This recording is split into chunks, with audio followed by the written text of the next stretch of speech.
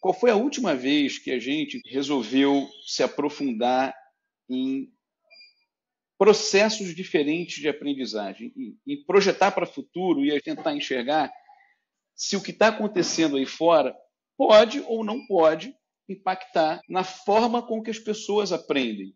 Então, aqui no MOP, em 2021, pós-pandemia, a gente começou a perceber que tinha um ambiente de mudança, né? Chegou em setembro de 2022, a gente teve o contato com a primeira manifestação do que seria essa inteligência artificial de hoje, que é o GPT. O GPT é lançado em setembro de 2022 e já traz para a gente uma sensação de tem alguma coisa estranha, porque eu consigo me relacionar com uma base de dados sem precisar ser um programador, né? Usando uma linguagem extremamente natural, como se eu estivesse conversando, para conseguir receber de volta o resultado daquela minha pesquisa ou da dúvida. Então, ali a gente percebeu que realmente tinha alguma coisa muito diferente no ar. A gente tem o hábito de frequentar os principais eventos de inovação, né? Frequentei o SXSW, e em 2023 a gente foi para a BET Educar de Londres. E dentro da BET a gente teve acesso a uma experiência dentro do escritório do Google, lá de Londres, em que o profissional do Google criou um problema, aqueles mais simples, né? Qual a área do retângulo, tal, botou 5 opções, propositalmente ficou na opção errada, em frações de segundo foi buscado na base de dados do Google um vídeo de 3 minutos, para que a pessoa, ao assistir, jamais errasse novamente como é que se calcula a área do retângulo. Então, naquele momento, você começa a perceber que tem um outro passo, que é uma inteligência de dados que tem uma curadoria própria, que identifica, né, nessa imensidão de dados que é a internet, qual é o vídeo mais relevante ou mais eficiente para responder. Essa conexão da inteligência artificial explodiu as nossas mentes. A gente começou a perceber que mais cedo ou mais tarde, cada um dos alunos poderia ter uma jornada individualizada, personalizada. E o que a gente fala de personalizada? Né? Uma turma de 35 que você pode separar 5 grupos, nesses grupos, um plano de aula específico para que a parte dos alunos com alta proficiência possam ir além, possam ser desafiados com problemas mais complexos, né? E aí está falando diretamente de motivação, de paixão, de você ter prazer de estar dentro daquela atividade. Porque uma das maiores dificuldades da escola também é quando ela pasteuriza a sala de aula, né, com uma aula do professor transferindo conhecimento para o aluno, tem aquele aluno que conhece muito bem aquilo, que já está desinteressado, tem o outro que não tem nem o pré-requisito para poder pensar nisso, então vai ter que voltar para adquirir questões básicas que não tem para estar presente naquela aula. E a gente sabia que o ser humano tinha muita dificuldade de poder organizar isso tudo numa rotina, num processo de educação. É esse processo que a gente conhece, que já vem de séculos atrás, né? Do professor dando aula para 30, 40 alunos. Mas, se naquele momento a gente já enxergava que a tecnologia conseguia armazenar a informação de que o Vinícius não soube calcular a área do retângulo, e que por isso ofereceu um vídeo para ele, será que daqui a 5 minutos o Vinícius pode receber um outro problema que eu tenho que usar essa informação e esse conhecimento novo que eu adquiri com o vídeo para depois me testar de novo e falar o seguinte: poxa, agora o Vinícius conseguiu cumprir esse item do conhecimento aqui, ele já está dominado pelo Vinícius, né? Então, quando a gente olha para essa visão da personalização, é inevitável pensar em uma interação em parte do dia do aluno com essa inteligência. E, de preferência, que seja uma inteligência organizada, pensada, planejada e totalmente construída, né? O modelo de LLM construído para ser um tutor, para ser um educador. Porque uma coisa é você colocar o aluno exposto ao ambiente do GPT, um GPT aberto, ou um Gemini, ou um Grok, qualquer um desses, e deixar ele interagindo achando que ele vai aprender mais. Inclusive, no SXSW, né, no South by Southwest de 2025, a Sinead Bovell ela compartilhou uma pesquisa em que os alunos que tinham uma exposição direta ao uso do GPT para fazer um determinado dever, comparado aos alunos que eram livro, né, e a metodologia antiga, os do GPT, inclusive, aprenderam menos, se não me engano, foi 17% a menos do que o aluno com o método tradicional. Por quê? Porque o GPT ele te dá a resposta. Né? A inteligência hoje quando ela não é parametrizada, ela te dá a resposta. Então, eu comecei a ter contato em 2023 com o Camigo, que é uma ferramenta de tutor de inteligência artificial para alunos e um professor assistente. A gente está brincando aqui no MOP, né, que o professor do MOP agora ele vai abrir aqui a camisa dele e vai ter um S aqui de super professor, porque existe um dashboard, existe uma plataforma em que os alunos interagem com os conhecimentos, vão acertando, vão errando, né, vão criando aquela árvore, né, acertei, vim para cá, errei, vim para cá.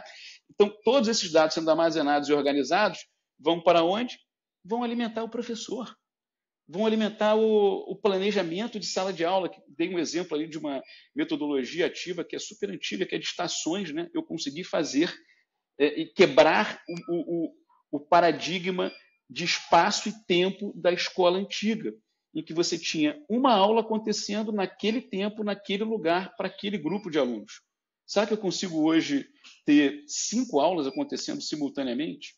E dentro desse processo eu trazer quem está no piso para cima e explodir o telhado? Como é que eu consigo trazer uma escola sem limites, né? Se esse aluno está vivenciando um conhecimento, ele é apaixonado por seres unicelulares, e a curiosidade dele vai levando ele além, vai levando ele além. Por que não a gente alimentar essa curiosidade, né? Ontem estava conversando com um grupo de alunos do Grêmio, daqui do colégio, e eu estava perguntando o que tem de bom, o que tem de ruim, de desafio maior em relação à implementação do Camigo. E eles falaram principalmente em 3 pontos. Um dos pontos era: eu tenho a resposta imediata. Então, imagina você, né, que faz uma redação hoje, né, na minha época também, né, o formato era praticamente o mesmo, você faz a redação, dá para o professor leva para a sala, leva para casa, corrige em casa, daqui a 10 dias, uma semana, ele volta com a tua redação e a tua avaliação. Você nem se lembra mais do que você escreveu, do processo ali de introdução, desenvolvimento, conclusão. Dentro do Camigo, você te sugere, você quer um texto de mistério, de romance, qual o personagem principal, qual é o grande problema desse mistério, né? E ele vai desenvolvendo você dentro da construção dessa história.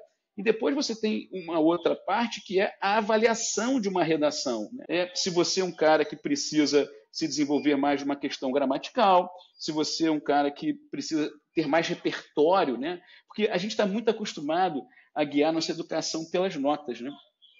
A gente fica pensando sobre isso e olhando para trás na nossa época de banco escolar. Se eu tirasse 7 em matemática e um grande amigo meu, Michel, que estudava sempre do meu lado, tirasse 7, como é que a escola do passado enxergava Michel e Vinícius? De forma idêntica. 7 para o Michel, 7 para o Vinícius. Mas e se agora a gente tiver condições da escola aprender que as 3 questões que o Vinícius errou são completamente diferentes das 3 questões que o Michel errou? Então, provavelmente, o 7 do Michel tem muita coisa diferente a dizer do que o 7 do Vinícius.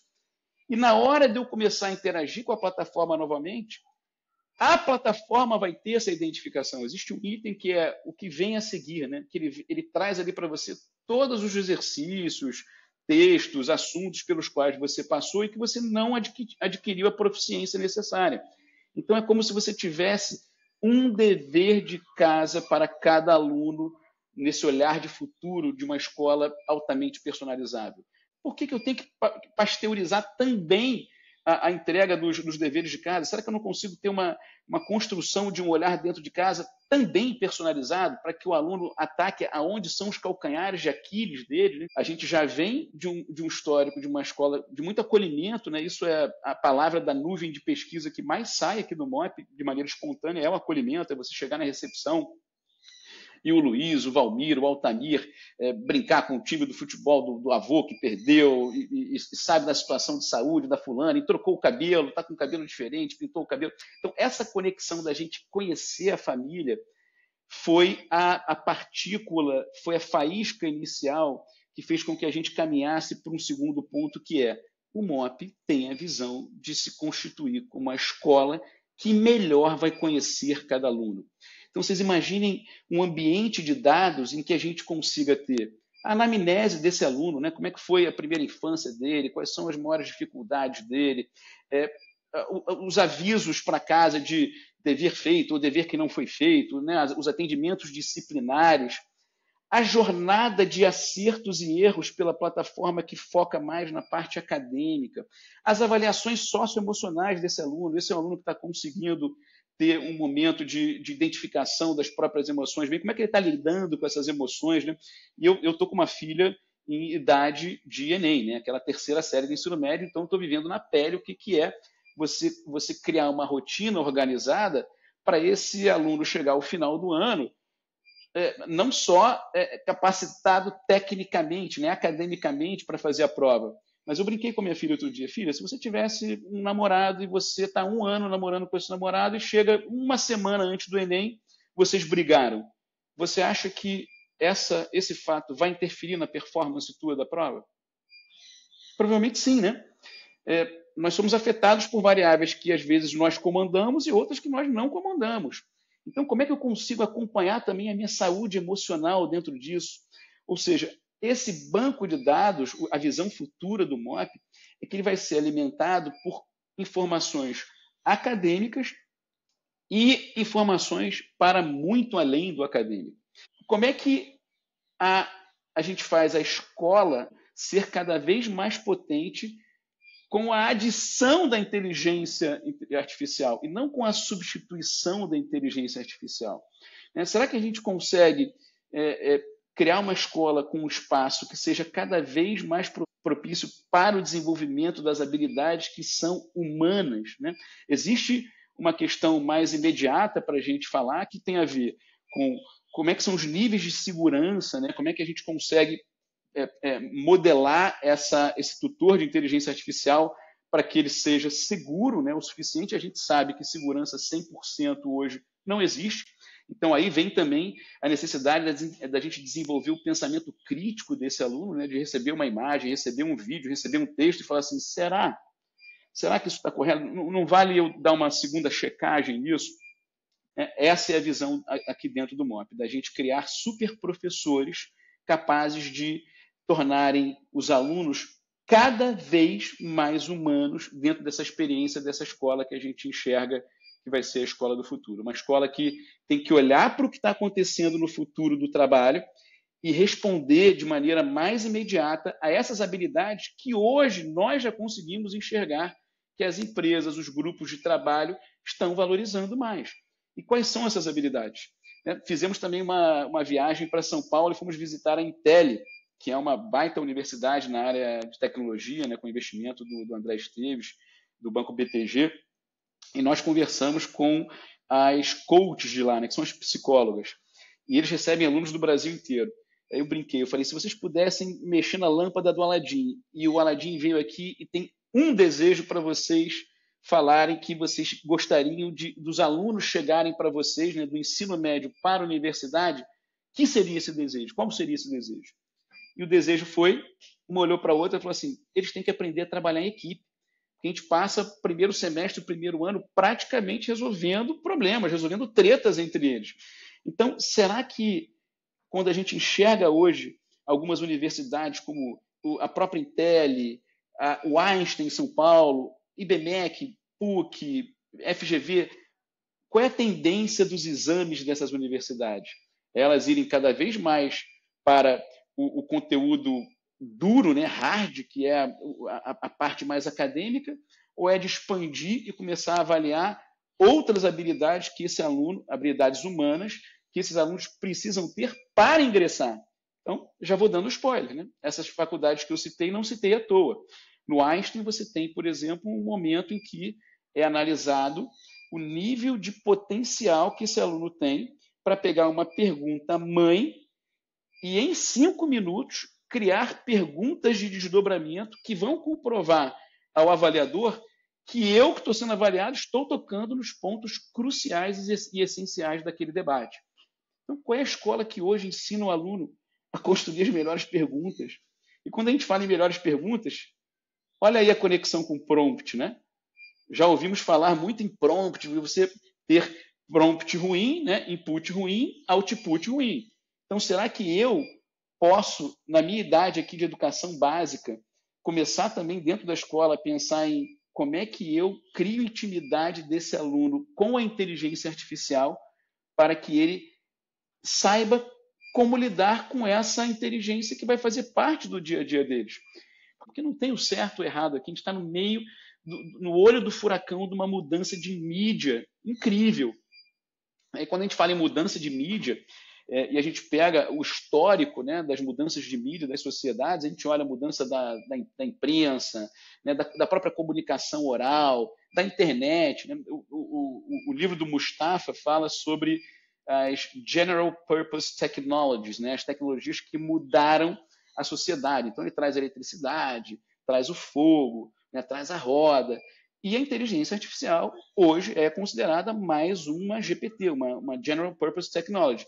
E ela tem características. Né? A primeira característica é que ela se espalha muito rápida. Né? A outra característica é que depois que ela passa a ser usada universalmente, a gente nem percebe que ela existe. Hoje a gente percebe que existe eletricidade quando? Quando acaba a luz. Senão a gente não percebe. O que a gente está vendo hoje é um nível de sofisticação de uma inteligência artificial que a premissa que a gente está adotando vai estar presente em todas as experiências diárias do ser humano. Vai estar presente quando eu chamo o Uber para pegar um táxi, vai estar presente dentro da minha interação com o meu banco, na hora que eu converso com ele em linguagem natural, vai estar presente na tua consulta médica e no histórico médico, que quem sabe no futuro, na hora do teu médico te receitar um remédio, que esse remédio seja um remédio feito para o DNA do Vinícius. Né? Então, quando a gente olha para esse universo de impactos da tecnologia, né, da inteligência artificial, nas mais variadas indústrias, a premissa que nós estamos partindo é que o aluno, queira ele ou não, e nós vamos viver uma era em que a inteligência artificial vai estar presente nas mais frugais ações do nosso dia a dia.